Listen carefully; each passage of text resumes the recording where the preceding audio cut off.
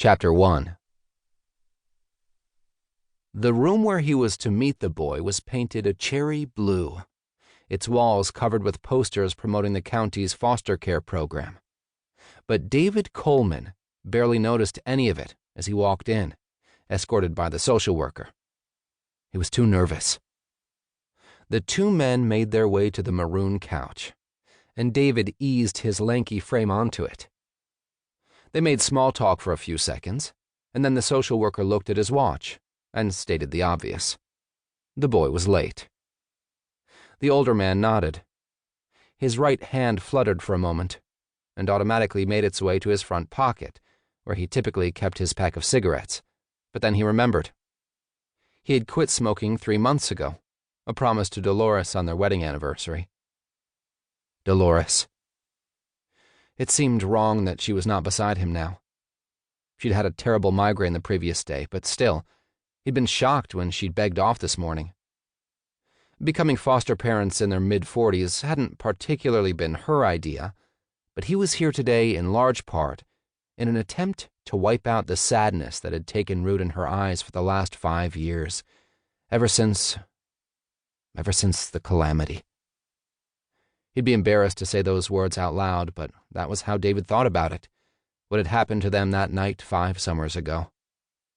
He knew that bringing another child into their home could never change what had occurred, that in the pristine, close-knit community where they lived, they would always be the Colemans, the cursed couple who had suffered the unthinkable. But still, even if all he could do was turn the sorrow that had taken root in Dolores's eyes into a smudge, something faint, rather than a live, burning thing, it would be worth it. And could there be a more deserving case than the boy he was scheduled to meet, the boy who was running late? Neglected, abandoned, the son of a junkie, a woman whose case was being heard by his colleague, Superior Court Judge Robert Campbell. Quite a coincidence, really, that this was the boy they were offering him. Not that he'd needed to hear about the boy's situation from Bob. It had been in the newspapers. How the poor kid had fended for himself for 7 miserable days until he finally broke out. That was a month and a half ago, around the time David and Dolores had completed their training to become foster parents. In fact, one of their workshops had been on how to take care of a black child. David had felt mildly uncomfortable as the speaker gave them pointers on how to groom black hair and how to understand black English. And really, what would have been the odds of them landing a black foster kid, given the racial makeup of their county? But they'd sat through it, and now David was thankful, although he hoped Dolores remembered the section on black hair better than he did. The social worker was talking, and David forced himself to listen.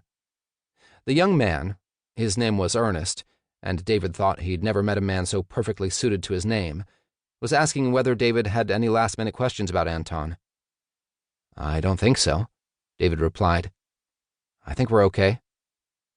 "Yes, well, it's just that I don't want you to think—" Ernest looked at David for a minute and continued.